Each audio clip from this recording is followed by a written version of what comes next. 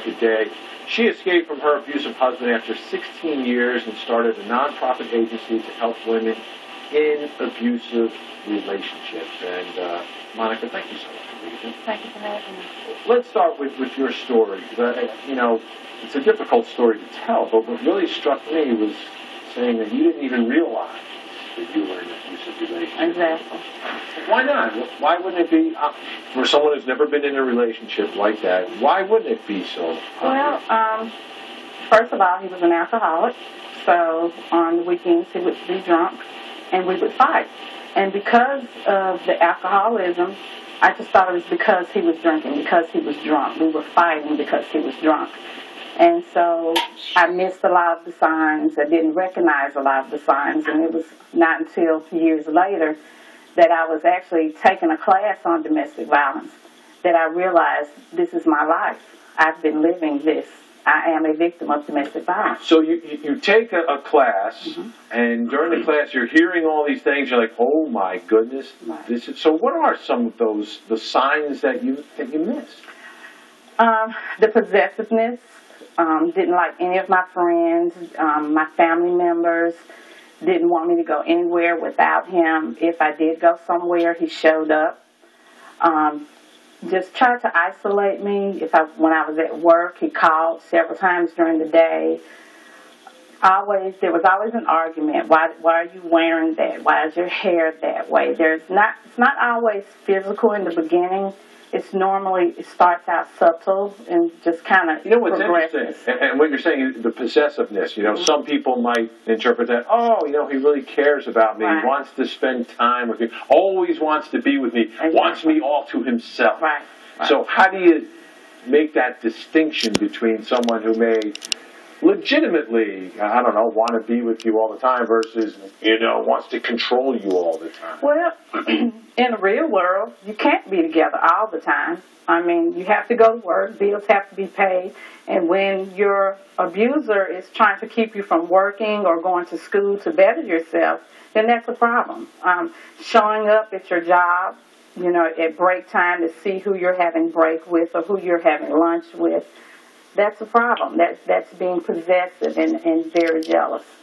Now, from your perspective, was there a turn? You said, it's not always physical in your situation. It started out verbal, just the comments about the hair, what I was wearing, and as it progressed, the stress progressed for me, and I gained weight. So then there were the comments about my weight, and then later it became violent. Now, also, let me add this. I was not a woman that just laid down and took it. I fought back. So, there again, it was hard for me to distinguish that I was being abused because I was fighting back. Right, because you're standing up for yourself, and I guess you're not seeing it as abuse, but you're seeing it as a confrontation between both of you. Right. Exactly. Now, you take this class, and then you see that this is your life. So, what do you do? The first thing I had to do was I had to admit it to myself that I had been abused, that this was my life. And then, how difficult was that? It was very difficult. It was hard because I had spent many years dressing it up. No one outside of my home really knew. Although I think was that because of what you were doing, or the way your husband was doing? Well, I think it was a little bit of both. There was that Dr. Jekyll, Mr. Hyde mentality. Outside of the home, he was a charmer. He was, a good husband. He looked the part. But at home, he was, the evil villain. He threw things. He broke things. We fought. So the embarrassment of it for me was to make sure that no one outside knew. So when we left the home, whether we left together or separately, you could not tell by my behavior that I had just fought my husband. Now, if you came into the home and saw the broken glass and things... But that's behind closed doors. Exactly. But outside, no one knew unless I told. It seems like you're living two realities at once. Exactly. Now, Did you reach out to anyone, whether it's a close friend or a close family member, or maybe a complete stranger about this? Did mention I have one or two friends that I did talk to, and there was an occasion where I had reached out to a pastor at a church that I had been attending, and he said, "We're going to pray you through it. You're going to have an awesome testimony when you come out of this." And and I said, in the meantime, he's going to kill me. Yeah. So I had to make a decision. Well, actually, the night that I left, he went after one of my daughters. And that was the night I knew that either I was going to leave, my daughters and I, or one of us was going to die. So.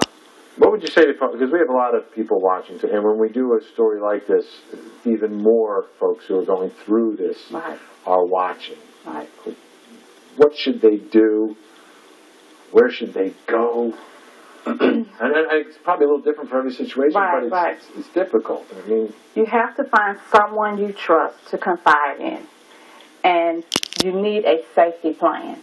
Everyone didn't have a family home that they could go to like I did.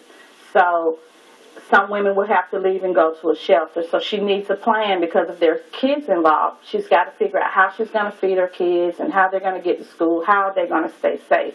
Leaving the situation does not mean she's going to be safe.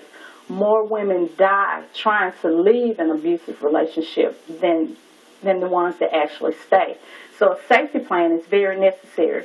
There's a National Domestic Violence Hotline, 1-800-799-SAFE. They can call that number 24 hours a day to get an agency or organization in their community. That's really got to be the first step, right? That would be the first step. My next thing would tell you that in the midst of an episode, do not go into the bathroom, because there's only one entrance in or out. Do not go into the kitchen. There are weapons in there. Do not go into a garage. Stay in an open space. And if at all possible, run outside the house and scream fire to get someone's attention. If those things are not an option, because most times when you get the public or the police involved, the abuse escalates, because now they're mad you have someone else involved. So a safety plan. Make copies of your driver's license, Social Security cards, birth certificates, any kind of important documentation, checkbooks, credit cards. And if you have a safe person that you can trust who will not reveal what you're trying to do, have them store those documents for you until you need them. How's everything now? Good? Everything is excellent now. So great to hear. Great information. Thank and this is not easy for you to come out and talk about this, but we're so glad that you did, Monica. Thank you. Thank you so much. All right, there are new accusations of child molestation against former Penn